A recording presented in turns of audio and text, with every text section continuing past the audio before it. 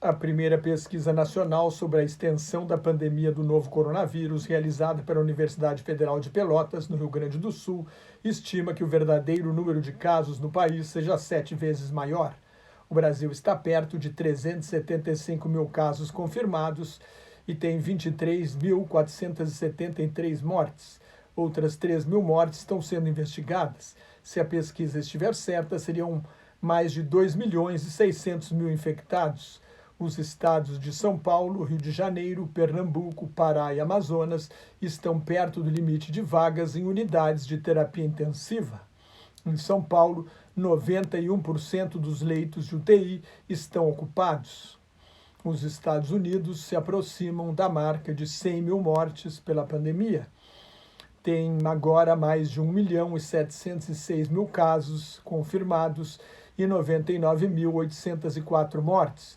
No mundo inteiro, são mais de 5.582.000 casos, pelo menos 347.563 mortes e mais de 2.361.000 pacientes curados.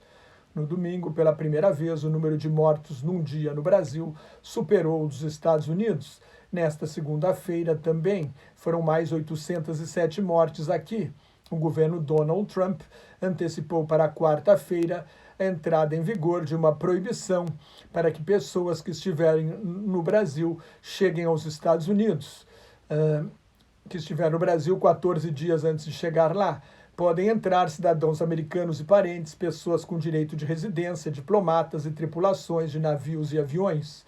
O Uruguai também está preocupado com o Brasil por causa da cidade de Rivera, que tem uma fronteira aberta, uma rua onde de um lado é o Uruguai e do outro lado fica a cidade gaúcha de Santana do Livramento.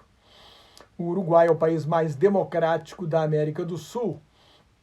Com apenas 22 mortes, vai bem no combate à pandemia.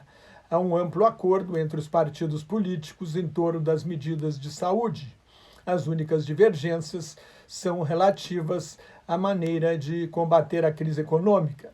A Argentina tem 12.628 casos e 468 mortes. O Brasil tem 50 vezes mais. Também existe um amplo acordo entre os partidos políticos argentinos. O presidente Alberto Fernandes e o governador da província de Buenos Aires, Axel Kicillof, ambos do Partido Peronista de esquerda, dão entrevista ao lado do prefeito de Buenos Aires, Horácio Rodrigues Larreta, da oposição de direita. Nos Estados Unidos, com o alívio das medidas de confinamento e o feriadão do fim de semana, muita gente se aglomerou em praias e outros locais públicos. O presidente Donald Trump, que jogou golfe no fim de semana, ameaçou tirar a Convenção Nacional do Partido Republicano, da cidade de Charlotte, no estado da Carolina do Norte, acusando o governador, que é do Partido Democrata, de ser a favor do fechamento da economia.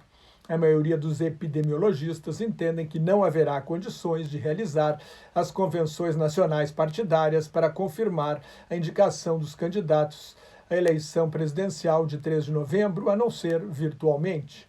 O governo Trump vai transferir aos estados a responsabilidade para realizar os testes.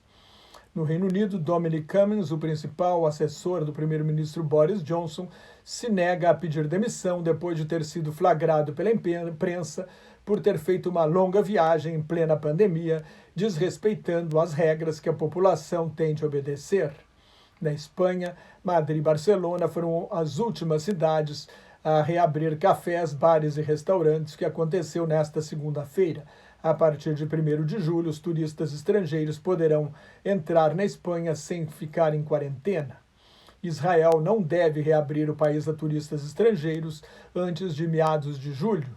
O Japão suspendeu nesta segunda-feira o estado de emergência e as medidas de isolamento na capital, Tóquio, e na ilha de Hokkaido, no norte do país.